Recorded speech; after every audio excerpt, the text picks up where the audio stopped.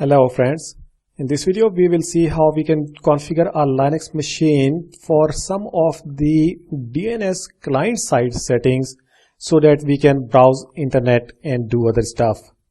Now we are not going to configure the DNS server, it's just the client-side DNS configuration because that is all which is required for LPIC 1 certification. So just few concepts before we do and have a look at the actual files and what they do. Just the concept that since machines, all the computers, they work with numbers. So if I were to type, let's say www.yahoo.com, then for humans, this is English. But computers, they do not understand that. They need to have a mechanism so that they can translate this word into some numbers. It's the IP address. So translate this domain into IP address, and then based on the IP address we can send the request, or the computer can send the request to that particular machine and then get the response back, maybe a website. Now this process of looking up the English name or this domain name and converting it into IP address, this process is normally called as resolving. And this process has got mostly three parts. One is the client. For example, this is our Linux machine. So this is the Linux machine, and this over here, maybe this is the say you can that it's the Yahoo server. So yahoo.com domain and its web pages or mail server, they are over here. And this one over here, this could be the DNS server. So this is the DNS server. When we send the request that I need to have a yahoo.com page, that request is sent to the DNS server that give me the IP address of yahoo.com.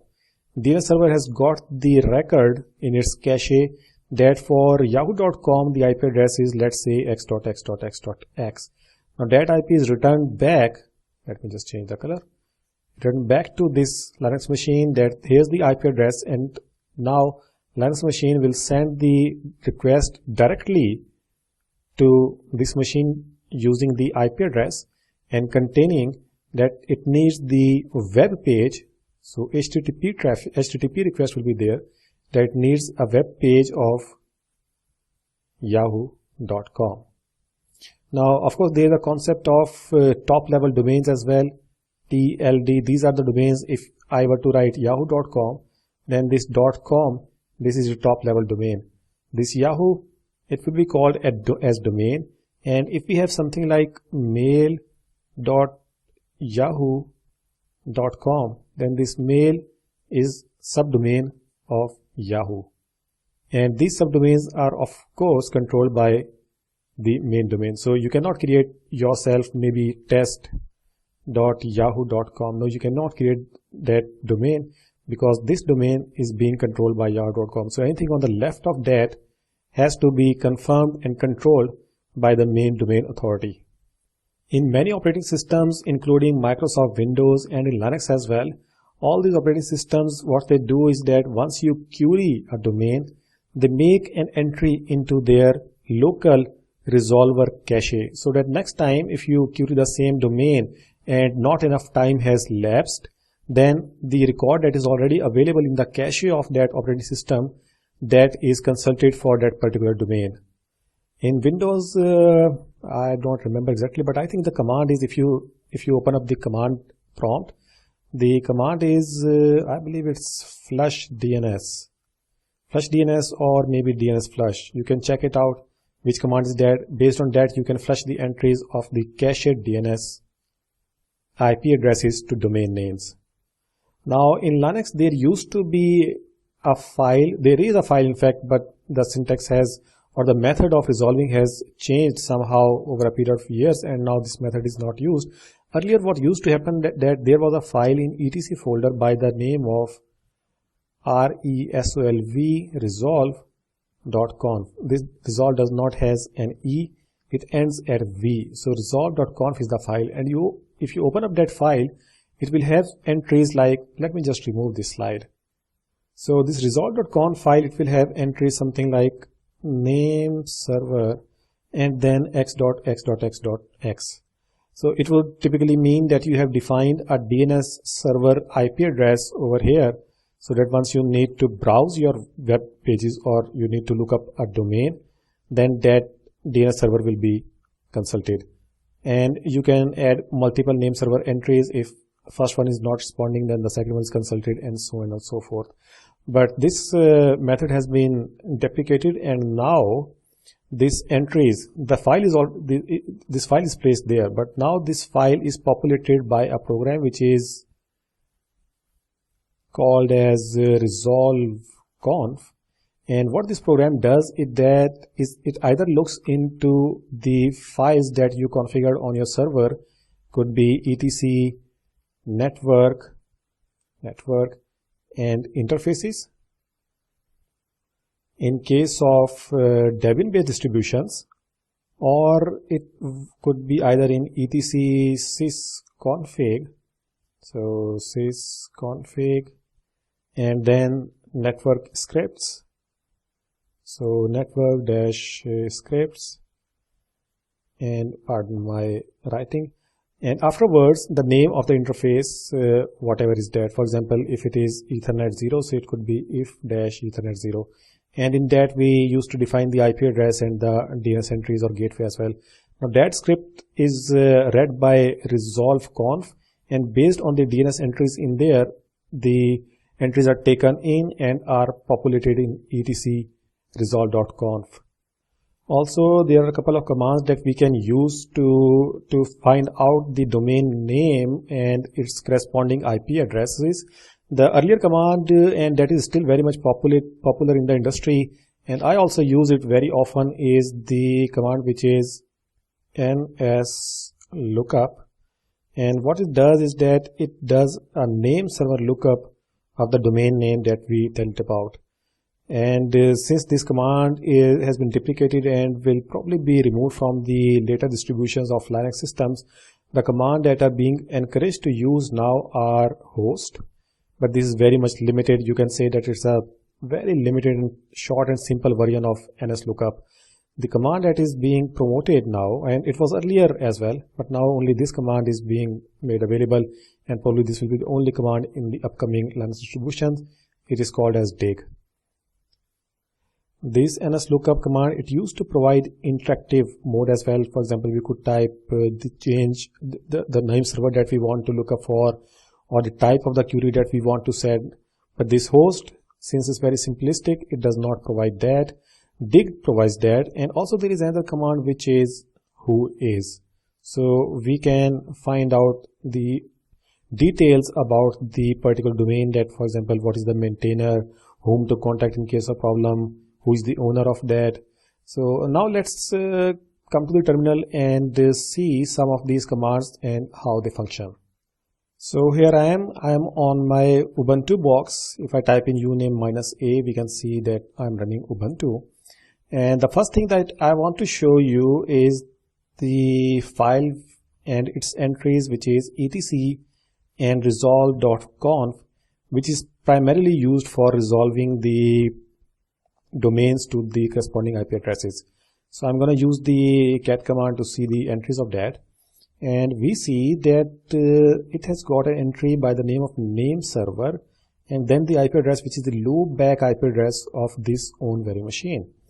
Now that is quite strange, because this machine, this Linux machine, it has got a GUI and it is running desktop light DM. But I have connected to it remotely using SSH, but still network configurations are being managed by the network manager. So network manager, I have configured it statically. If I show you the entries of that file, which is in etc and then network manager, and afterwards connections or system connections, and then the name of the connection, which is wired connection, and connection name is 1. And I also need to execute this command with sudo privileges, otherwise it won't show us the details. Just type in the password, and I believe I have typed it wrong, so let's type it again. And these are the settings in that file configured by the network manager. So these are the things that I wanted to show you. That is the IPv4 configuration methods manual. It's not DHCP. These are the addresses that I have configured, and these are the DNS entries. But apparently when this file is read by that program that I told you about, which is resolve.conf, the entries it should put in that file in etc resolve.conf should be these ones. But it is putting the entries which are only loopback.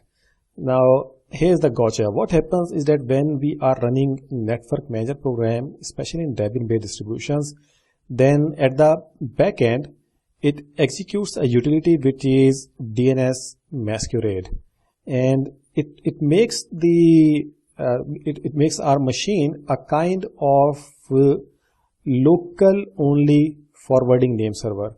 And what it means is that whatever query we are sending for resolving the names or domains, it is learned or listened to by that local forwarding name server on this IP address.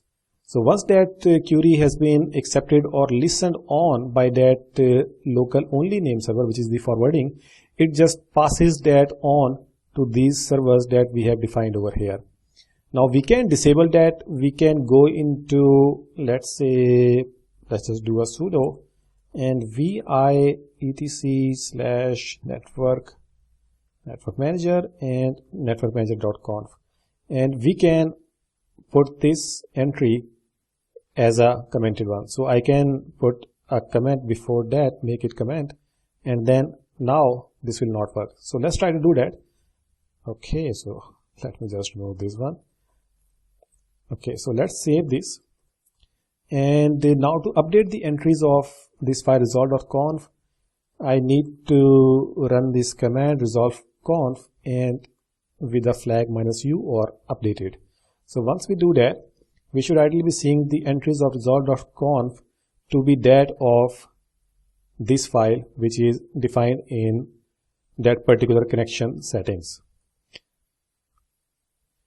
Okay, we also need to restart the network manager service. So I type in sudo service and network manager and then restart. And once it is restarted, sometimes we also need to restart the computer to make that change effective. But this time it has taken these changes, and we see now that the entries, instead of this loopback address, it has changed to this one. So if you want to disable local forwarding name server, you can do that so that your requests are directly sent to these outside servers. Now let's see if I want to ping yahoo.com. So I can ping it. And the thing that is happening at the back end is that this ping command, it is trying to resolve this yahoo.com into an IP address.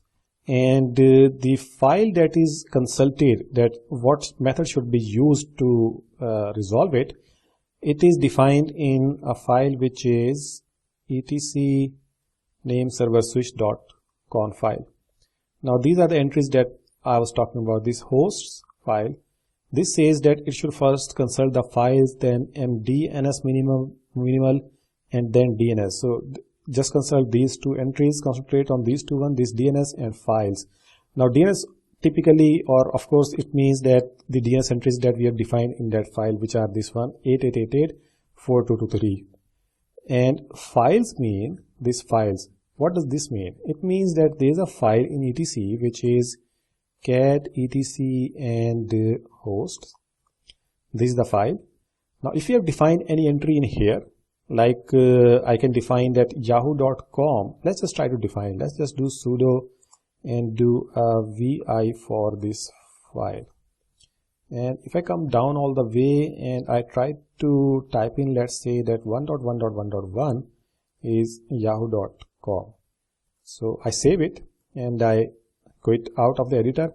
And now if I try to ping yahoo.com, we'll see that it will try to ping the yahoo.com IP address, which of course is somewhere on the internet and may not be pingable. So what is happening at the moment is that this ping program, it has read this NSS switch configuration file, and based on the file, it is first consulting these files. This files is indicating this etc host, and in etc host we have defined that yahoo.com is at 1111. And afterwards, if this entry is not available in host file, only then DNS will be consulted. But since I have already defined it as data 1111, it is trying to reach that. Of course, we can switch these places. We can put DNS first and then files later. But preferable method is that files should be first and DNS should be consulted later. It also means that you can define some IP addresses over here, like maybe you can define some other website IP address over in the etc host file and give it an IP address of maybe your local server, so that if your colleagues or office workers or the users of your organization, they are trying to open websites, maybe social networking websites, then they are unable to do so and they get served only the local pages. That page could very well be your corporation's web page or maybe some web portal or etc. Now the other command that I wanted to show you is NSLOOKUP.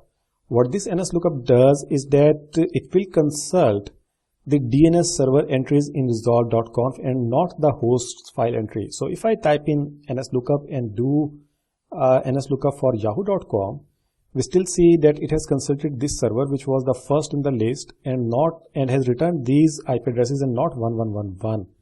Similarly, I told you about the interactive mode. This is the interactive mode. We can see the commands over here. Okay, so alright, help is not available, but in some versions the help is available. I can simply type in, let's say, server 4.2.2.4. So now the default server has been changed to 4.2.2.4. Now if I again query, let's say cnn.com, now we see that this server has been consulted. Other command is I told you about is host, and that does the same functionality but is very limited in functions. I can type in host and let's say bbc.co.uk, and we see that it has given the output or the address information against this bbc.co.uk domain, and these are the name server entries and these are the email server entries. Let's also see the functionality of dig, which is the same, which is more or less the same as NSLOOKUP, but is advanced. We can say that it's advanced version of NSLOOKUP, although they are totally different utilities, but serve the same purpose. So I type in dig and after that I type in, let's say, google.com, and it has returned the query. We're saying that google.com is being serviced by this IP address. So next time if we want to open google.com, the request will be sent to this IP address, and then from there onward it will serve the pages or whatever is the web server IP address. I can use dig command to use a specific server to resolve a domain. Like I can use over here, it has used 4223 server. Now let's try to use 8844. So I can type in dig at 8.8.4.4 and let's say google.com. So let's just hang in there for a while, and we see now that it has used this 8844 DNS server to query the Google domain, and these are the addresses that it has returned that we can then further query for our mail requests or web server requests. The last command that we can use to see the actual information about the domain itself is the whois command, which actually digs the record of who is authoritative domain registries, where we actually register our domain. We have to purchase a domain, and then we have to pay for it on annual basis. Now this query actually makes a request to that database, and based on that it returns the results. So let's just see what it returns. Here's the output of that. If I bring it up, we see that it has returned a lot of detail about google.com. For example, here it is. The domain name is google.com and registry domain name is com verisign. I believe this is VRSN is for verisign. And also this is the registered URL, registrar URL, which is the organization responsible for registering google.com, and also we can see a lot of detail about it. For example, where it is, what is the registrant city, and what is the postcode, and in case there is a problem, then whom to contact. A lot of detail is available in this reply. So that's all there is to it. As far as client-side DNS configuration is concerned, we have seen that what is the functionality of resolve.conf file, how it is now in current distribution, how it is being updated, and what used to happen back in the old days. And we have also seen some of the tools that can be used to query the DNS servers and get our replies.